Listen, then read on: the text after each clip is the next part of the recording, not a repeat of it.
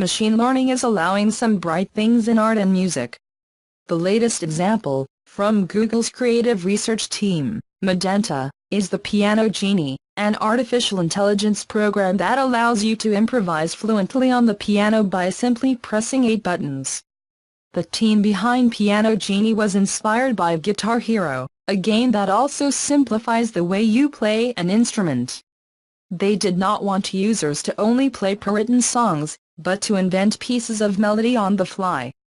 To enable this, they trained an artificial intelligence program on a large classical piano music data set, teaching you to predict which notes follow each other in the same way that your phone's predictive text function guesses what you will write next.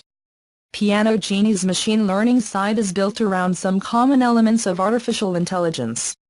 The main component is a recurrent neural network, a type of program that is particularly good at learning to imitate sequential data, such as writing and music. This neural network was fed with a set of piano music data extracted from an international contest. This information was particularly useful, since the competition records all the actions in a file format that preserves not only the notes, but also the speed,